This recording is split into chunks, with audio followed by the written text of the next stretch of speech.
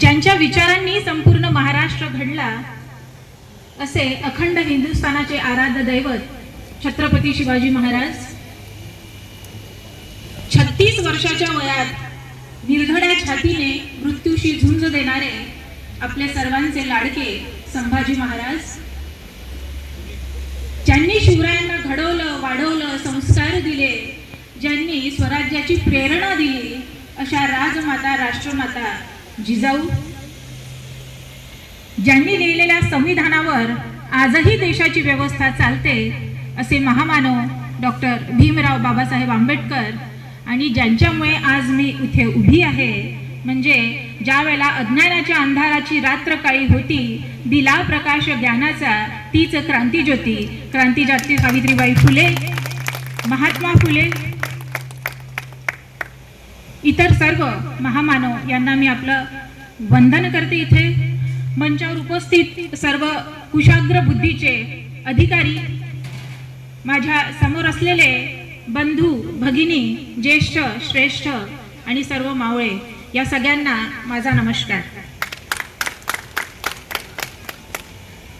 छत्रपती शिवाजी महाराज व डॉक्टर बाबासाहेब आंबेडकर जयंती महोत्सव समिती भटाडी ओपन कास्ट यांचं देखील मी खूप खूप अभिनंदन करते आणि तुम्हा सर्वांना 394व्या शिवजयंतीच्या खूप खूप शुभेच्छा देते।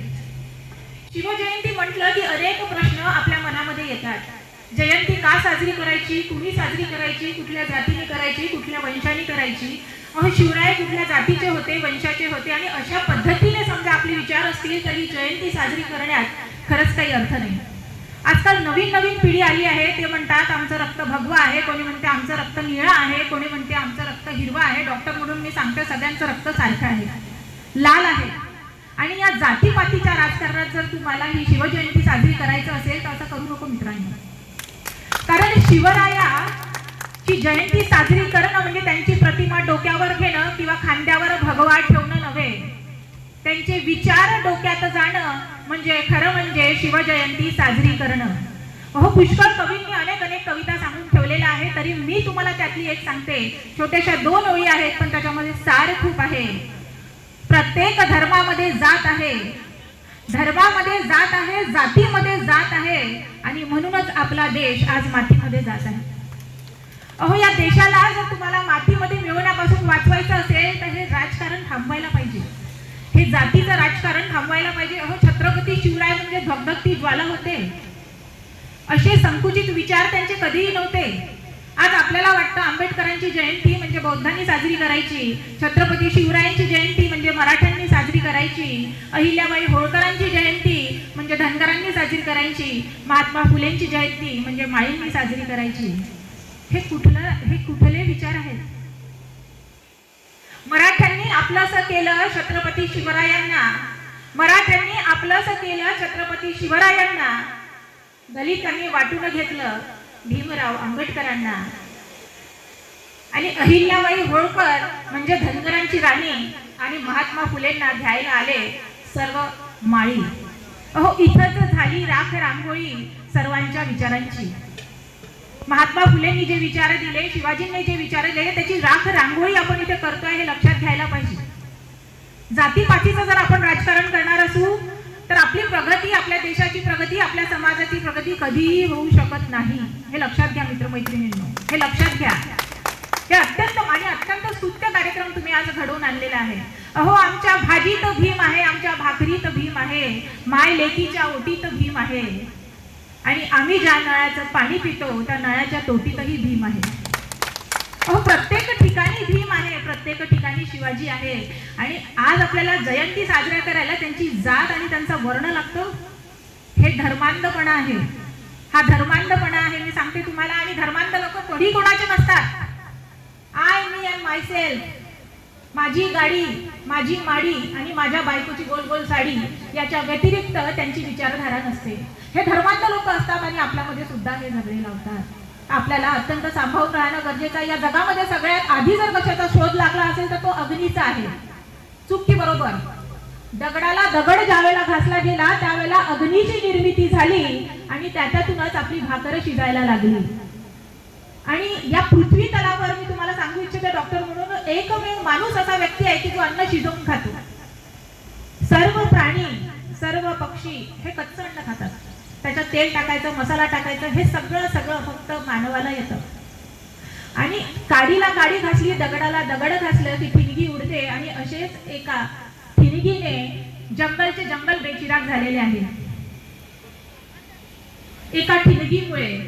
आणि आपल्यामधले काही धर्मपंडित, काही राजकारणी, त्यांना हा धर्मांधपणाचा शोध लागलेला आहे. त्यांना माहित आहे जातीला जात घासली, धर्माला धर्म घासला की वनवा पेटतो आणि माणुसकी जळून येते.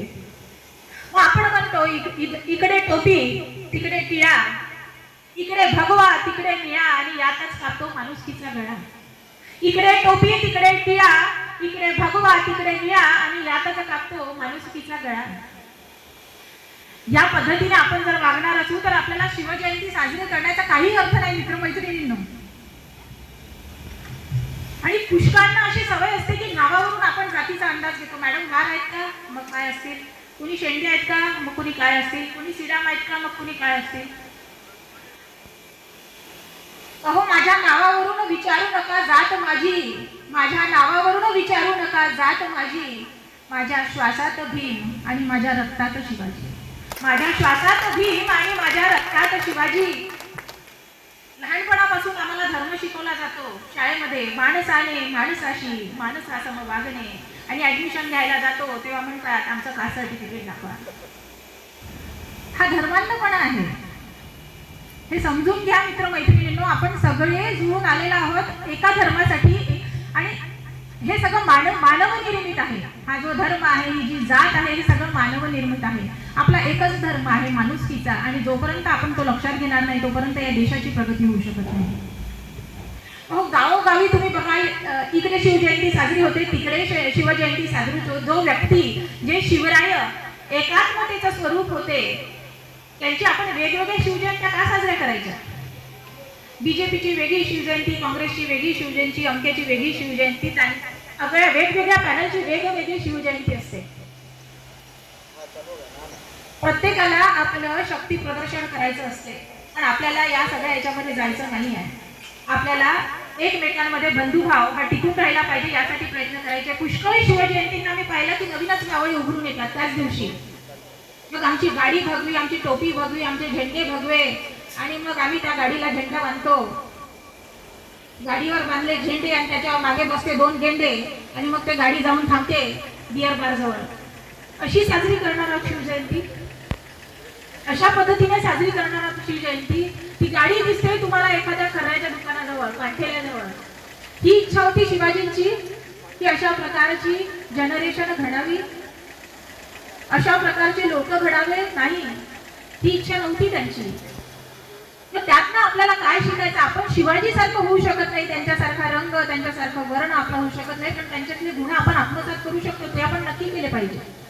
आणि जे गुण ज्या वेळेला आपण आत्मसात करू त्याच वेळेला खरी शिवजयंती साजरी केल्या जाईल. हे खरे मावळे नाही आहे, हे लक्षात घ्या मित्रमैत्रिणींनो, समाज बांधवांनो. आपल्याला हा सगळा तेढ काढून टाकायचा आहे. अनेक बॅनर लावतात, बॅनरवर मोठमोठे फोटो. मला आनंद आहे हा बॅनर पाहून. ज्यावेळेला मी आली याच्यामध्ये शिवरायांचा फोटो खूप मोठा आहे आणि बाकी पदाधिकाऱ्यांचे फोटो लहान आहेत, किंबहुना मला ते दिसले सुद्धा नाही. बाकी ठिकाणी शिवरायांचा फोटो लहान करतात आणि बाकी जे आयोजक असतात त्यांचे मोठे मोठे फोटो. आपली लायकी तरी आहे का त्यांच्यासमोर आपला फोटो मोठा करून लावण्याची. आणि आपण कुठल्या दिशेने वळता. कभी सलमान के बालों पे मर गए, कभी कटरीना के गालों पे मर गए. कभी सलमान के बालों पे मर गए, कभी कटरीना के गालों पे मर गए. कभी चुंबन, कभी कमर, कभी चालों पे मर गए. अब ऊपर बैठे शिवाजी भी सोचते होंगे कि हे संभाजी महाराज, हम भी किन सालों के लिए मर गए.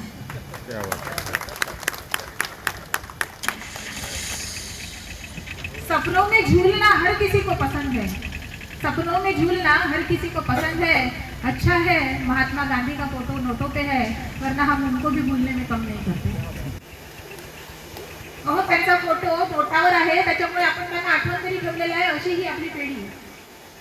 लक्षात ठेवा, बाहेर गेल्याशिवाय जग कळत नाही. मीपणा सोडल्याशिवाय माणुसकी उजळत नाही, कुणासाठी वेळ प्रसंगी धावून गेल्याशिवाय माणुसकी उजळत नाही, कष्ट केल्याशिवाय सुख मिळत नाही आणि उत्तम विचार ठेवल्याशिवाय आयुष्य घडत नाही, हेच सत्य आहे. उत्तम विचार कसे आपल्याला आत्मसात करता येईल या गोष्टीकडे आपण नेहमी लक्ष दिलं पाहिजे आणि द्यायलाच हवं. उत्तम गुण म्हणजे राजे महाराजे अनेक होऊन गेले, याच्याविषयी मला काही वाद नाही. अनेक महाराजे होऊन गेले, पण छत्रपती शिवाजी महाराजांचं एक वेगळं स्थान आहे. त्यांच्यामध्ये असा कुठला गुण होता की ज्याच्यामुळे त्यांचं वेगळं स्थान समाजामध्ये निर्माण झालं. त्यांच्यामध्ये एक महत्वाचा गुण होता चारित्र्य संपन्नता. चारित्र्य संपन्नता म्हणजे आपल्या घरच्या स्त्रीला तर आपण मानाने बघायलाच हवं, पण शत्रूची जरी स्त्री असली तरी त्याला आपण तितकाच मान द्यायला हवा. मग शिवाजी महाराज हे चारित्र्य संपन्नता हे जे गुण आहे किंवा कॅरेक्टर हा जो गुण आहे ते आईच्या पोटातून घेऊन आले का? ते कसे झाले चारित्र्य संपन्न? त्यांना जिजाऊंनी घडवलं. एक दिवस राजमहालामध्ये नृत्याचा कार्यक्रम चालू होता. ते पडद्या आडून ते नाच गाणं पाहत होते. तुमच्या माझ्यासारखी आई गेली आणि काय केलं असेल तर दोन धपाटे शिवाजी महाराजांच्या पाठीवर लावले आणि काय केलं, तू रडत बस, मी टीव्ही मोबाईल पाहते. तसं नाही केलं जिजाऊंनी. जिजाऊंनी त्यांना जवळ घेतलं, त्यांना समजावून सांगितलं की तुम्हाला स्त्रियांना नाचवणारा शिवराय नाही बनायचं आहे, तुम्हाला स्त्रियांना वाचवणारा शिवराय बनायचं आहे. आणि इथे मुहूर्त मेढ रचली गेली शिवरायांच्या या गुणांची. आणि इथे बसलेल्या प्रत्येक महिलेला मी इथे सांगू इच्छिते, महिलांनो, जर तुमची कोणी छेडी काढत असेल, जर तुम्हाला कोणी त्रास देत असेल, भवानी वा, काली वा, ज्या हाताने दांडिया खेळत्या त्या हातामध्ये तलवार घ्या, त्या हातामध्ये कराटे करा. आणि ऐक म्हणायचं नाही. ज्यांनी आपल्याला छेडलं त्याला त्याचा बाप आठवून द्यायचा. ही आहे जिजाऊची लेख. तलवारीपेक्षा तीक्ष्ण तुझ्या नजरेची धार आहे, तलवारीपेक्षा तीक्ष्ण तुझ्या नजरेची धार आहे. महाराष्ट्राची वाघीण तू, भवानीचा वार आहे. महाराष्ट्राची वाघीण तू, भवानीचा वार आहे. भगव्याची रक्षणी तू, भगव्याची रक्षणी तू, स्वराज्याची मेख आहे. स्वतःला अबला समजू नकोस, तू जिजाऊची लेक आहे. हे वाक्य कायम तुमच्या लक्षात ठेवा मैत्रिणींनो. मला पुष्कळ पुरुष विचारतात की मॅडम तुम्ही नेहमी महिलांवर बोलतात. साकुरे साहेब माझ्याकडे आले होते, मॅडम तुम्ही नेहमी महिलांवर बोलता, आम्ही पुरुषांनी काय केलं? पुरुषांनी तितकंच केलं आहे, खूप केलं आहे, पण महिलांमध्ये काही विशेष गोष्ट आहे जी मी आज तुम्हाला सांगते. महिलांना नेहमी घरी टोमणे मिळतात. हो, तुझ्यामध्ये काय आहे, तू काय करू शकते, म्हणजे महिला डॉक्टर झाली काय, इंजिनियर झाली काय, प्रधानमंत्री झाली काय? मला वाटतं घरी तिला फक्त साधारण महिला म्हणूनच गृहीत धरल्या जातं. बायका मान हलवत आहेत म्हणजे हे जीवनातलं सत्य आहे. आणि नवरे मागे बसले आहेत त्याच्यामुळे तुम्ही मान हलवत आहे त्यांना काही दिसत नाही आहे, त्याच्यामुळे घाबरण्याची काही गरज नाही आहे. महिलांमध्ये काय विशेष? अहो, त्या कुंकू लावतात, ते कुंकू तुमच्या नावाचं असते. त्या गळ्यात मंगळसूत्र घालतात, ते तुमच्या नावाचं असते. हातामध्ये हिरवा चुडा घालतात, ते तुमच्या नावाचं असते. पायामध्ये जोडवे घालतात, ते तुमच्या नावाचे असते. एवढंच काय, गर्भारपणामध्ये आपल्या शरीराचा राग असते, ठेवतात, दूध पाजतात, पण त्या मुलाला नाव तुमचे असते. ईश्वराची प्रार्थना करताना ती दुआ मागते, ती आशीर्वाद मागते, ते फक्त तुमच्यासाठी मागते. आणि इतकं समर्पण इतर कोणाचं असू शकते का? कुठल्या स्त्री शिवाय इतकं समर्पण कुणाचंच असू शकत नाही. ज्याला स्त्री बहीण म्हणून कळली राम झाला, आणि ज्याला स्त्री मैत्रीण म्हणून कळली तो राधेचा श्याम झाला, आणि ज्याला मैत्रीण आई म्हणून कळली तो जिजाऊचा शोभा झाला. इतकं महात्म्य स्त्रियांचं. सागर के तट का रेत है तू, ढलते सूरज की लाली है, कमजोर नहीं है नारी है तू, कमजोर नहीं है नारी है. अपने हौसलों से नारी भर रही है उड़ान, ना कोई शिकायत ना कोई थकान. प्यार में राधा बन गृहस्थी में जानकी, और काली बन के शीश काटना जब बात हो तेरे सम्मान की. महिला हे जिजाऊ जर नसत्या तर शोभा घडले नसते. तर महिलांचा इतका रोल. आणि आपले मुलं डीजेवर ठेका देतात, शांताबाई गातात, त्याच्यानंतर काय बाबूराव गातात, शिवजयंतीला, हे सगळं बंद व्हायला हवं. हे इतर कुठल्याही जाती समाजामध्ये होत नाही. क्रिसमसमध्ये जिंगल बेलच वाजतात. ईद असेल तर ते त्यांचेच धार्मिक गाणे लावतात. हे फक्त आपल्यामध्ये होतं आणि हे कुठे नाही कुठे आपण बंद केलं पाहिजे. तर जिजाऊंनी काही समोर पाऊल उचललं पाहिजे. या गोष्टी बंद होणं आवश्यक आहे.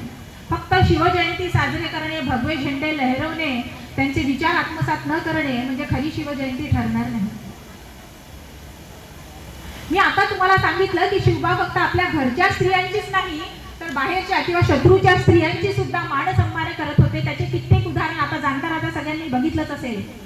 त्याच्यामध्ये गुजर पाटील जे होते त्यांनी एका स्त्रीवर, त्यांच्या मुलीवर अन्याय केला आणि रामजी शिवबाकडे धावून आले आणि म्हणाले की न्याय करा, न्याय करा. शिवबांनी येसाजीला सांगितलं की पाटलांना धरून आणा. येसाजी पाटलांकडे गेले. पाटील मगरूर होता.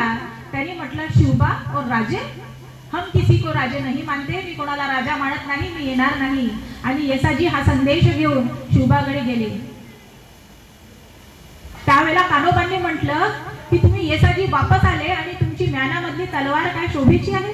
त्यावेळेला 50 मावळे घेऊन ते पाटलांकडे गेले आणि त्यांना बंदिस्त करून आणलं आणि काय सजा दिली, 2 हात 2 पाय त्यांचे कापून गाढवावर बसून त्यांना परत गावात पाठवलं. तुरंत न्याय. कारण न्यायामध्ये विलंब म्हणजे हा देखील अन्यायच असतो हे शिवबांना माहीत होतं. ज्या वेळेला शाहिस्ते खानाची 4 बोटं कापली गेली त्यावेळेला शाहिस्ते खान इकडे तिकडे तळमळत होता. त्यावेळेला त्याची बहीण त्याच्याजवळ आली, म्हणाली हुजूर गजब हो गया, वो नराधम शिवबा मेरे बेटी को भगा के ले गया. त्यावेळेला शाहिस्ते खान त्याला काय म्हणाला तिला, अहो चुप रे, चुप रे, धीरे बात कर. वो शिवबा उंगलियां काट सकता है, किसी का गला काट सकता है, लेकिन किसी के बहू बेटी के ऊपर बुरी नजर नहीं डाल सकता. शत्रूलाही इतका विश्वास असावा असा मनुष्य, आणि असा मनुष्य घडणं खरं म्हणजे शिवरायांची जयंती साजरा करणं आहे. शत्रूलाही ज्याचा अभिमान असावा, शत्रूलाही ज्याच्यावर गर्व असावा असे आपले शिवबा, आणि असं आपल्याला घडता आलं पाहिजे. मित्रांनो, आम्ही काय करतो, आम्ही याच्यातून काय शिकवण घेणार आहोत इतिहासातनं. आम्ही आमच्या घरच्या स्त्रियांना मान देत नाही, त्यांचं कुठलं कौतुक करत नाही, त्यांना चांगल्या पद्धतीने वागवत नाही आणि शिवजयंती साजरी करायला मंडपात येतो. हे योग्य नाही.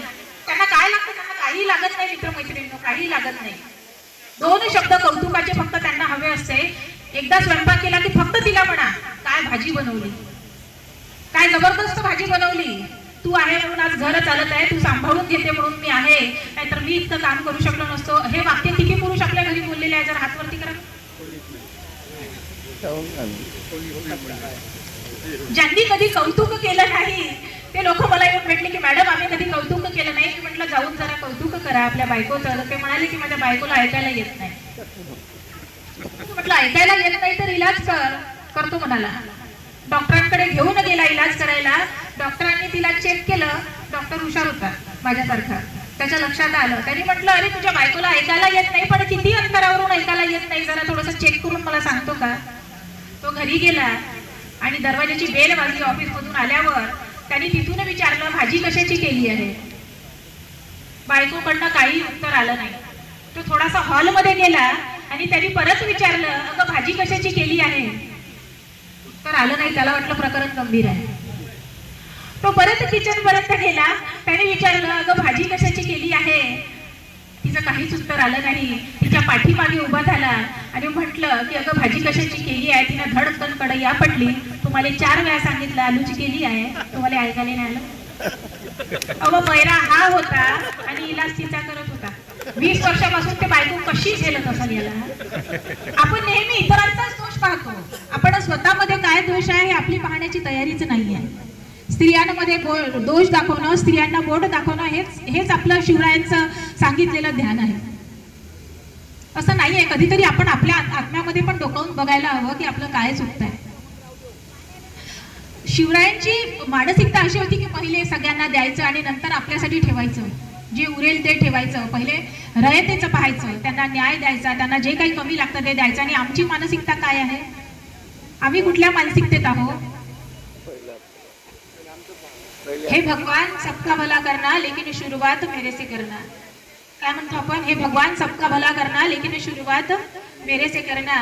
आणि एक दिवस ही प्रार्थना देवाने ऐकली आणि देव प्रकट झाले आणि म्हणाले की हे बंधू तुला काय हवं सांग, पण एक शर्त आहे की जे तुला देईल तुझ्या बाजूच्याला त्याच्या दुप्पट देईल. काय म्हणाले ते, तुला जे हवं ते माग, तुला जे हवं ते मिळेल, पण तुझा बाजूचा जो व्यक्ती आहे त्याला त्याच्यापेक्षा दुप्पट मिळेल. आता याला विचार पडला आपल्याला, आपल्या सुखापेक्षा दुसरा सुखी राहिला तरी आपल्या खूपच जास्ती दुखते आपल्याला. ही माणसाचा मूळ गुण आहे, आपण कधी कधी स्वीकारायला हवं. म्हणजे त्याला वाटलं मी एक गाडी मागेल तर माझ्या बाजूच्या घरी 2 गाड्या होतील. नाही नाही, गाडी नाही मागायला पाहिजे. त्याला वाटलं मी एक घर मागेल तर बाजूच्या घरी 2 घरं त्याला मिळतील, म्हणजे दुःख माझ्या परत वाटायला येईलच. शेवटी त्याने काय मागितलं असेल हो? त्याने म्हटलं हे देवा माझा एक डोळा फोडून टाक, म्हणजे बाजूच्याचे 2 डोळे फुटतील आणि तो कधी आयुष्यात पाहू शकणार नाही. ही मानसिकता आहे आपली. आणि शिवजयंती साजरी करत असताना या सगळ्या गोष्टी आपल्याला हाणून काढायच्या आहेत, काढून टाकायच्या आहेत. चारित्र्य संपन्न होणं इतकं सोपं नाही. आपल्या स्त्री सोबत आपण इतरांचाही मान सन्मान केला पाहिजे. आज आपण इथे शिवजयंती साजरी करतो, जबाबदारी वाढलेली आहे.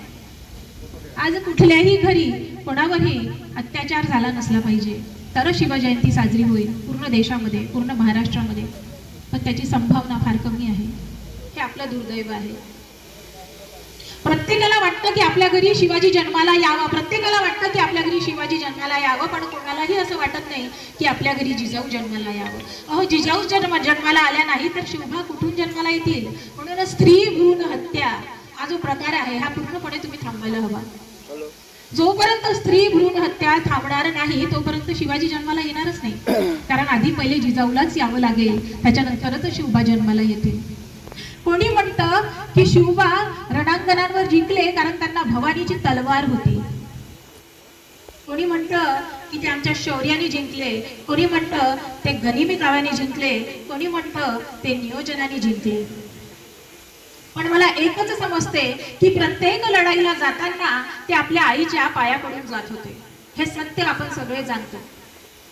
न गीता से अदा होती है, न कुरान से अदा होती है, रहमतें बरसती है सिर्फ उन्हीं पर जिन पर बुजुर्गों की दुआ होती है, जिन पर बुजुर्गों की दुआ होती है. हो, आपल्या आई वडिलांसोबत बोलायला वेळ नाही, आपल्या पत्नीसोबत बोलायला वेळ नाही, 2 शब्द. आणि आपण शिवजयंती साजरी करतो, घरीही हे बदल व्हायला हवे. आज इथून गेल्यावर प्रत्येकाने जर एक निर्धार केला की हे बदल आम्ही आमच्यात करू तर खरी शिवजयंती साजरी होईल. शिवबामध्ये आणखी एक गुण होता, तो गुण होता निर्व्यसनीपणाचा. सुपारीचा एक खांड देखील शिवबा कधी खात नव्हते. बोला माझ्यासोबत, छत्रपती शिवाजी महाराज की जय. जय म्हणणाऱ्यांमध्ये किती लोक खरा खातात? हातवरती करा. मला असते ऑलमोस्ट सगळेच लोक. आणि त्या तोंडाने आपण शिवरायांचं नाव घेतो. हे नाही, हे बंद व्हायला हवं. आणि हे तुमच्यासाठी सांगते मी. कॅन्सर म्हणजे पुष्कळ पेशंट, डॉक्टर म्हणून पुष्कळ पेशंट येतात. दारू बंद करा, खर्रे बंद करा, पेशंट ऐकत नाही. हो, पेशंट ऐकत नाहीत. म्हणजे पेशंट असं म्हणतात की मॅडम दारू पिणं बंद करायला पाहिजे, हे तुम्ही म्हणता, हे आम्हाला मान्य, आम्ही निर्व्यसनी व्हायला पाहिजे, पण का? अरे बाबा, म्हटलं मी कधी दारू पिलं नाही तर कसं सांगेल की का? नाही मॅडम, तुम्ही समजावून सांगा. तुम्ही जर समजावून सांगितलं तर आम्ही नक्की ऐकू. असं तो मागे लागला माझ्या. मला शेवटी एक प्रयोग करावा लागला. तो प्रयोग काय होता मी सांगते तुम्हाला. म्हटलं बेटा 2 ग्लास घेऊन ये. तो आला 2 ग्लास घेऊन. म्हटलं एका ह्याच्यात दारू टाक बाबा आणि एका ह्याच्यात पाणी टाक. केलं त्याने तसं. मी म्हटलं थोडेसे किडे माकोडे मुंग्या हे एका ग्लासमध्ये टाक आणि दुसऱ्या ग्लासमध्ये पण टाक. थोड्या वेळात लक्षात आलं की किडे माकोडे जे होते ते दारूच्या ग्लासमध्ये मेलेले होते आणि पाण्याच्या ग्लासमध्ये जिवंत होते. मी म्हटलं काय अर्थ घेतलास? काय म्हणला असेल तो? तो म्हणला महाराज मॅडम, दारू पिणं हे काही किड्या मुंगाचं काम नाही, त्याला मर्दाचं काळीज लागते म्हणाला. अहो, बोध काय घ्यायचा कुठल्या गोष्टीवरून हे आपल्यावर निर्भर आहे. एखाद्या गोष्टीचा आपण काय अर्थ काढून घेतो, शिवजयंतीचा काय अर्थ काढून घेतो, भीमराव आंबेडकरांच्या जयंतीचा काय अर्थ काढून घेतो, हे आपल्यावरती आहे. एखाद्याने असा अर्थ घ्यावा. विचारधारा ही प्रत्येकाची वेगळी असते, प्रश्नच नाही, याच्यामध्ये तर काही वाद नाही. आपल्या मुलांना जसं राजे महाराजे खूप होऊन गेले, पण शिवराया वेगळे का होते? कारण की त्यांनी एक मोठं स्वप्न पाहिलं स्वराज्याचं. आम्ही आमच्या मुलांना काय शिकवायला पाहिजे? मोठी स्वप्न बघा. APJ अब्दुल कलाम म्हणतात की low aim is a crime. म्हणजे स्वप्न ही नेहमी मोठीच बघायला हवी. अहो, ब्राईट बंधू होऊन गेले, आपल्याला माहिती आहे, ज्यांनी विमानाचा शोध घेतला ते जेव्हा लोकांना म्हटले असतील की आम्ही विमान काढणार आहोत, त्या जमान्यामध्ये तर लोकांनी काय टाळ्या वाजवून त्यांचं कौतुक केलं असेल? नाही, त्यांना पागलात काढलं. जमिनीवर असून माणूस कसा काय विमानात उडू शकतो? पण त्यांना त्यांच्यावर विश्वास होता, मोठी स्वप्न बघितली, ती स्वप्न पूर्ण केली. प्रत्येकाची स्वप्न पूर्ण होणार नाही हो, पण प्रवासही. आपण इलॉन मस्कची व्हिडिओ पाहतो, तो काय सांगतो आपल्याला, त्याची विचारधारा काय आहे? त्याचं म्हणणं असं आहे की 2030 किंवा 50 पर्यंत हे एरोप्लेन पूर्ण बंद होतील आणि आपला प्रवास रॉकेटने सुरू होईल. तो चंद्रावरती पर्यटन करतोय, चंद्रावरती पर्यटन. आणि आपली विचार काय आहे? एखादी WCLची नोकरी मिळावी, ग्रॅट्युटी फंड, पेन्शन, आपण सुखी, आपले घरवाले सुखी, बाकी भानगडीत आपल्याला पडायचं. ही विचारधारा बदलायला पाहिजे, स्वप्न मोठी बघायला पाहिजे, देशाच्या प्रगतीमध्ये आपलाही हातभार लागला पाहिजे. मराठी माणसांची मुलं फार कमी उद्योगामध्ये आहेत. हे उद्योग वाढले पाहिजे, अत्यंत अत्यंत आवश्यक आहे. मी अधिक बोलणार नाही, फक्त 2 ओळी बोलून माझे वाक्य पूर्ण करते. सूर्य कुणाच्या हाताने झाकत नाही, सूर्य कुणाच्या हाताने झाकत नाही, आणि हिमालय कोणाच्या बापाने वाकत नाही, हिमालय कुणाच्या बापाने वाकत नाही. आम्ही शिवरायांचे मावळे आहोत आणि आम्हाला हरवण्याची जगामध्ये कोणामध्येही ताकद नाही. आयुष्य फार छान आहे, ते जगता आलं पाहिजे. एक छोटीशी कविता सांगते आणि माझं वाक्य मी इथे पूर्ण करेल, कारण बराच वेळ मला वाटतं तुम्हाला इथे झालेला आहे.